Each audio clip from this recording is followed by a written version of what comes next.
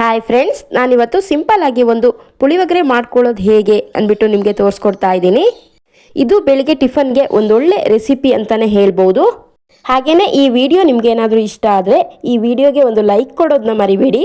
ಹಾಗೆ ನೀವಿನ್ನೂ ನನ್ನ ಚಾನಲ್ನ ಸಬ್ಸ್ಕ್ರೈಬ್ ಮಾಡ್ಕೊಂಡಿಲ್ಲ ಅಂದರೆ ಪ್ಲೀಸ್ ಪಕ್ಕದಲ್ಲಿರೋ ಬೆಲ್ ಐಕನನ್ನು ಕ್ಲಿಕ್ ಮಾಡಿ. ಹಾಗೆ ನನ್ನ ಚಾನಲ್ಗೆ ಸಪೋರ್ಟ್ ಮಾಡೋದನ್ನ ಮರಿಬೇಡಿ ಅಂತ ಕೇಳ್ಕೊಳ್ತಾ ಇದ್ದೀನಿ. ಇವಾಗ ಪುಳಿಯೋಗರೆ ಮಾಡೋದು ಹೇಗೆ ಅಂತ ತೋರಿಸ್ಕೊಡ್ತಾ ಇದ್ದೀನಿ. ಸ್ಟವ್ ಮೇಲೆ ಒಂದು ಪಾತ್ರೆನ ಇಟ್ಕೊಂಡ್ಬಿಟ್ಟು ಇದಕ್ಕೆ ನಾನು ಒಂದು 4 ರಿಂದ 5 ಸ್ಪೂನ್ ಎಣ್ಣೆ ಹಾಕ್ಕೊಂಡಿದ್ದೀನಿ. ಎಣ್ಣೆ ಸ್ವಲ್ಪ ಕಾದ ನಂತರ ನಾನು ಇದಕ್ಕೆ 1-2 ಸ್ಪೂನ್ ಆಗುವಷ್ಟು ಶೇಂಗಾನ ಹಾಕ್ಬಿಟ್ಟು ಅದನ್ನು ಚೆನ್ನಾಗಿ ಫ್ರೈ ಮಾಡಿ ಎತ್ತಿಟ್ಕೊಳ್ತಾ ಇದ್ದೀನಿ.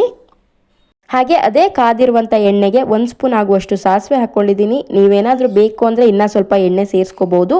ಹಾಗೆಯೇ 1 ಸ್ಪೂನ್ ಆಗುವಷ್ಟು ಕಡಲೆಬೇಳೆ, 1 ಸ್ಪೂನ್ ಆಗುವಷ್ಟು ಉದ್ದಿನ ಕಾಳನ್ನ ಚೆನ್ನಾಗಿ ಎಣ್ಣೆಯಲ್ಲಿ ಫ್ರೈ ಮಾಡ್ಕೊಳ್ಬೇಕು.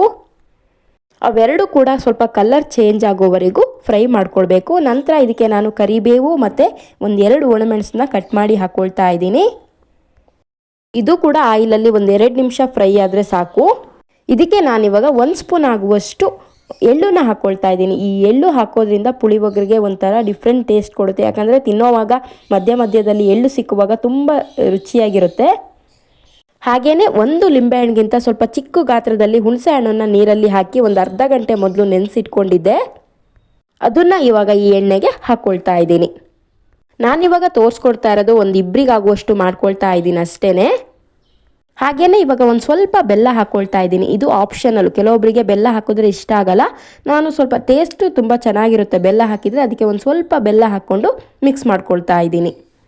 ಹಾಗೆಯೇ 1-2 ಸ್ಪೂನ್ ಆಗುವಷ್ಟು ಪುಳಿಯೋಗರೆ ಪೌಡ್ರು ಕೂಡ ಹಾಕ್ಕೊಂಡು ಚೆನ್ನಾಗಿ ಮಿಕ್ಸ್ ಮಾಡ್ಕೊಳ್ಬೇಕು.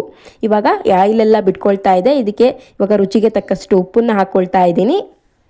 ಈ ಪುಳಿಯೋಗರೆ ಪೌಡರಲ್ಲಿ ಉಪ್ಪು, ಹುಳಿ, ಖಾರ ಎಲ್ಲ ಇರುತ್ತೆ, ಹಾಗಾಗಿ ನೋಡಿಬಿಟ್ಟು ಹಾಕ್ಕೊಳ್ಳಿ. ಇವಾಗ ಗ್ಯಾಸ್ನ ಸ್ವಲ್ಪ ಲೋ ಫ್ಲೇಮಲ್ಲಿ ಇಟ್ಕೊಂಡು 2 ಕಪ್ ಆಗುವಷ್ಟು ರೈಸ್ನ ಮೊದಲೇ ಮಾಡಿಟ್ಕೊಂಡಿದ್ದೆ, ಉದ್ರುದ್ರಾಗಿ ರೈಸ್ನ ಮಾಡಿಟ್ಕೊಂಡಿದ್ದೆ. ಇದಕ್ಕೆ ಇವಾಗ ಹಾಕ್ಬಿಟ್ಟು ಮಿಕ್ಸ್ ಮಾಡ್ಕೊಳ್ತಾ ಇದ್ದೀನಿ.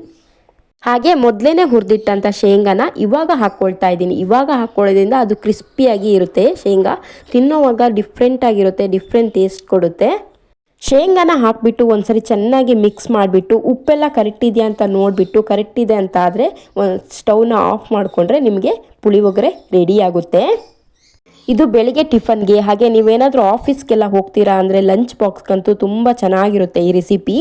ಈ ಥರ ನೀವು ಒಂದ್ಸರಿ ಟ್ರೈ ಮಾಡಿ ಹೇಗೆ ಬಂತು ತಿಳಿಸಿ. ಇದೇನಾದರೂ ನಿಮಗೆ ಇಷ್ಟ ಆದರೆ ನನ್ನ ಚಾನಲ್ ಸಬ್ಸ್ಕ್ರೈಬ್ ಮಾಡ್ಕೊಳ್ಳೋದನ್ನ ಮರಿಬೇಡಿ.